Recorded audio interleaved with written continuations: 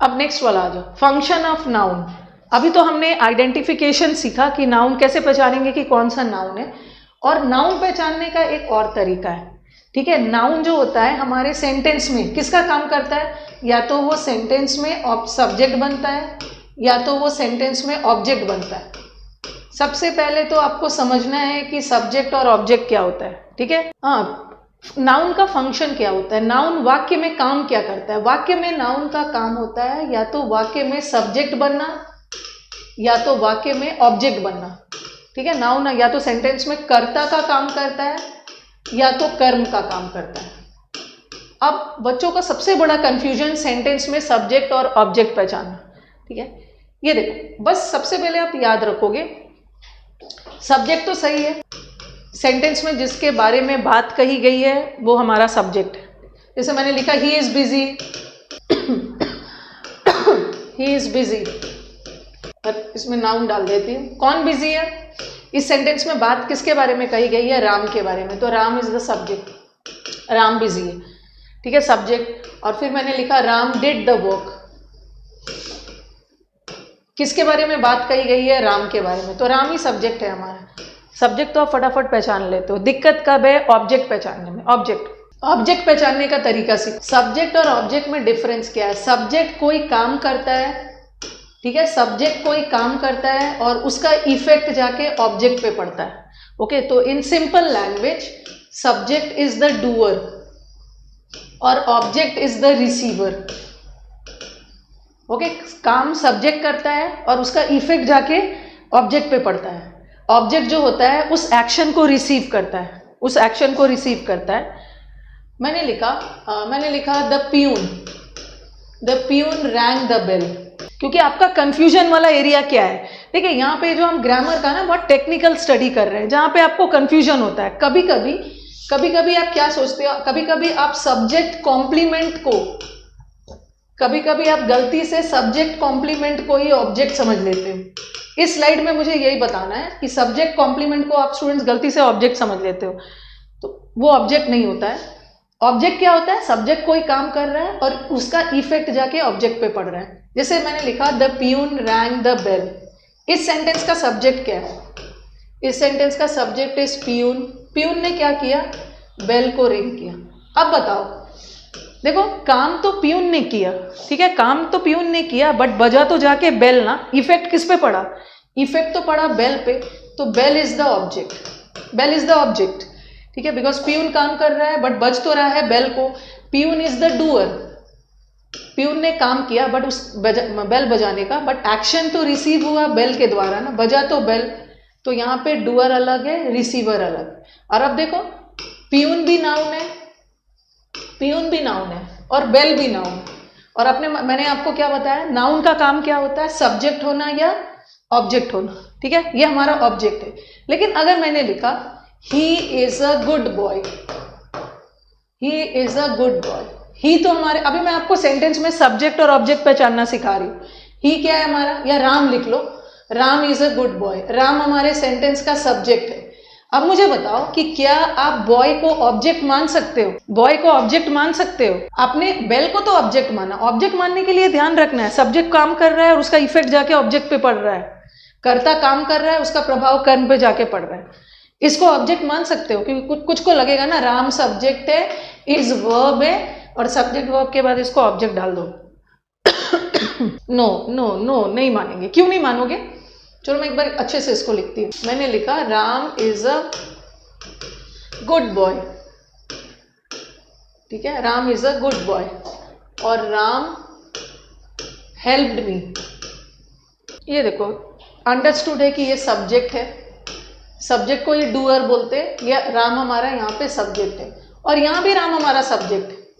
यहाँ पे ये पहले मुझे बताओ, ये मी क्या है, ये मी ऑब्जेक्ट है कि ये मी ऑब्जेक्ट है। राम हेल्प्ड मी, हेल्प करने का काम किसने किया, राम ने, बट प्रभाव किस पे जाके पड़ा, हेल्प को रिसीव किसने किया, उस मदद का फायदा मी ने उठाया। तो यहाँ पे मी हमारा ऑब्जेक्ट है, क्योंकि काम कोई और कर रहा है, इफेक्ट किसी और पे पड़ रहा है। ठीक है, ये ऑब्जेक्ट है।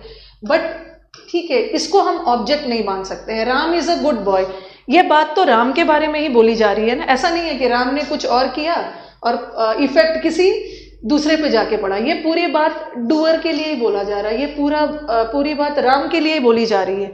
तो इसको आप ऑब्जेक्ट नहीं मानोगे। ऑब्जेक्ट तो तब मानोगे जब काम कोई और कर रहा है, इफेक्ट किसी और पे पड़ रहा है। तो ये जो बॉय है, ठीक है, इसको भी, ये भी नाउन ही है, बट इसको हम क्या बोलेंगे, subject complement. Subject complement, complement का मतलब क्या है, पूरक या क्वालिफायर भी बोल सकते हो। यहाँ सब्जेक्ट के बारे में ही एडिशनल जानकारी दी जा रही है। राम क्या है, राम एक गुड बॉय है, तो ये भी सब्जेक्ट है, इसको हम सब्जेक्ट कॉम्प्लीमेंट बोलते हैं। सब्जेक्ट के बारे में एक्स्ट्रा जानकारी दी जा रही है, इसको ऑब्जेक्ट नहीं मानोगे। ऑब्जेक्ट तो तब मानोगे जब काम कोई और कर रहा है, इफेक्ट किसी और पे पड़ रहा है। ओके, काम कोई और कर रहा है, इफेक्ट किसी और पे पड़ रहा है, ठीक है। चलिए आप बताइए, आप लोग अभी तो समझा दिया, आप बताएंगे नाउन का काम क्या होता है। नाउन सब्जेक्ट और ऑब्जेक्ट तो बनता है, बट नाउन सब्जेक्ट कॉम्प्लीमेंट भी बन सकता है, ऑब्जेक्ट कॉम्प्लीमेंट भी बन सकता है। अभी मैं बता रही हूँ क्या सब्जेक्ट कॉम्प्लीमेंट है, क्या ऑब्जेक्ट कॉम्प्लीमेंट है। पहला वाला सेंटेंस देखो, पहले आप मुझे बताओगे, ये हमारा सेंटेंस का आंसर देना शुरू करिए।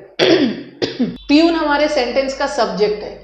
क्या हम बेल को ऑब्जेक्ट मान सकते हैं? हम ये कॉम्प्लीमेंट के बारे में बाद में बात करेंगे। पहले हम वाक्य में आइडेंटिफाई करना सीखेंगे कि सब्जेक्ट कौन है, ऑब्जेक्ट कौन है। मान सकते हैं ऑब्जेक्ट है ना? यस। कैसे पता चला ये ऑब्जेक्ट है? क्योंकि काम सब्जेक्ट ने किया और रिसीवर तो बेल है, तो ये हमारा ऑब्जेक्ट। ओके, ये ऑब्जेक्ट। और राम बिकेम अ राइटर, क्या मैं इसको ऑब्जेक्ट मान सकती हूँ? ऑब्जेक्ट मान सकती हूँ। राम कैसे नोट्स बनाना है? नहीं, क्यों नहीं मान सकती हूँ?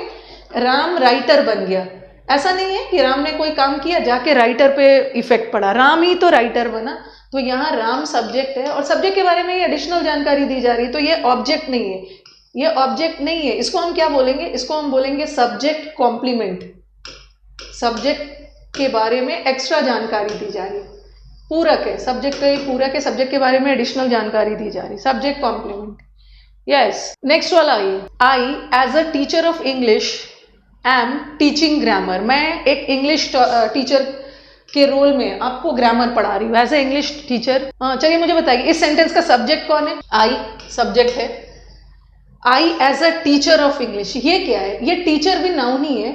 ये टीचर ऑफ इंग्लिश क्या है? आप मुझे बताओगी, I as a teacher of English, क्या ये ऑब्जेक्ट है? क्या ये ऑब्जेक्ट है? आई सब्जेक्ट है। सब्जेक्ट होने के लिए नाउन प्रोनाउन दोनों हो सकता है। प्रोनाउन जो काम नाउन करेगा वही काम प्रोनाउन भी करेगा। नहीं, क्योंकि मैं ही तो वो टीचर ऑफ इंग्लिश हूं, मैं अपने बारे में एडिशनल जानकारी दे रही हूं। तो ये क्या हो गया? ये सब्जेक्ट कॉम्प्लीमेंट हुआ। इसको ऑब्जेक्ट नहीं मानोगे, सब्जेक्ट कॉम्प्लीमेंट है, ठीक है। आई एम टीचिंग ग्रामर, ये ग्रामर क्या है? I am teaching what? Subject complement है, पहला वाला सब्जेक्ट कॉम्प्लीमेंट। ये ग्रामर क्या है? Grammar I am teaching what? Grammar object है, ग्रामर ऑब्जेक्ट है, grammar object. I am teaching what? पढ़ तो रहे हो अब ग्रामर। नेक्स्ट वाला सेंटेंस देखो, सर्कमस्टांसेस, परिस्थितियों ने दोनों भाई को दुश्मन बना दिया है। परिस्थितियों ने दोनों भाई को दुश्मन बना दिया, ये सर्कमस्टांसेस नाउन है, ठीक है, नाउन है। वाक्य में सर्कमस्टांसेस के बारे में बोली गई। हैव मेड द ब्रदर्स, ये क्या है? ब्रदर्स क्या है यहाँ पे? ब्रदर्स क्या है?